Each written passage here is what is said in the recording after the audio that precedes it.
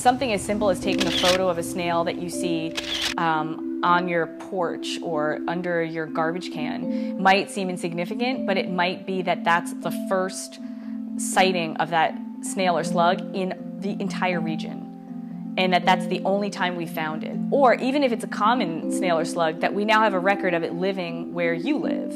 So that contributing those important data allow people who aren't professional scientists or professional scientists in malacology to really contribute in a meaningful way to a project that a scientist cares quite a bit about and is important, to look at the biodiversity of snails and slugs in greater Southern California and ask questions about who lives here, where are endangered species living, and what effects the urban environment has on populations of native and non-native snails and slugs.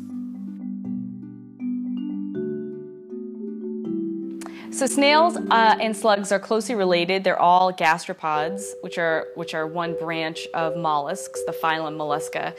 And snails are, typically people think of snails as having shells and slugs having no shells. Slugs are gastropods that have either, sometimes they literally do have no shell, sometimes they have a very reduced shell that's sometimes on their body or inside their body, but a slug is differentiated from a snail in that a slug cannot retract its body into its shell. One important ecosystem service that snails do is many of them are decomposers, so they allow nutrients to cycle from living organisms back into the soil and then back into living organisms again.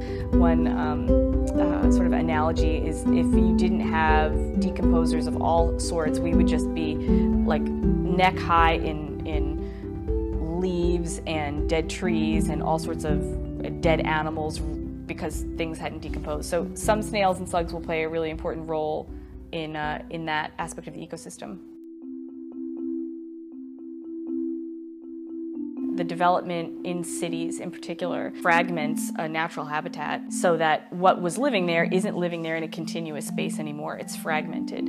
It's not often studied what the effect of that urbanization is on that biodiversity. Is it fragmented and then those little pockets of individuals go extinct, or do they hang on, and what is responsible for that, and generally just how an urban environment with a lot of people and a lot of pollution and a lot of other things affects the biodiversity that was here to begin with.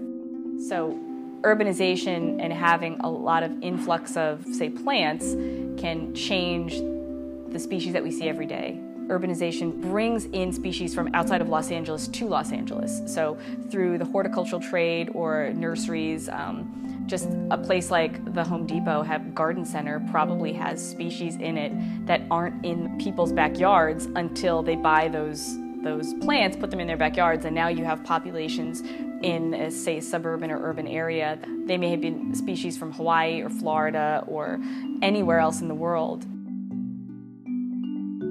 One of the biggest finds wasn't my find, because I'm working with citizen scientists, it's other people's finds, and that was Cedric Lee's find of Loria cylindrica.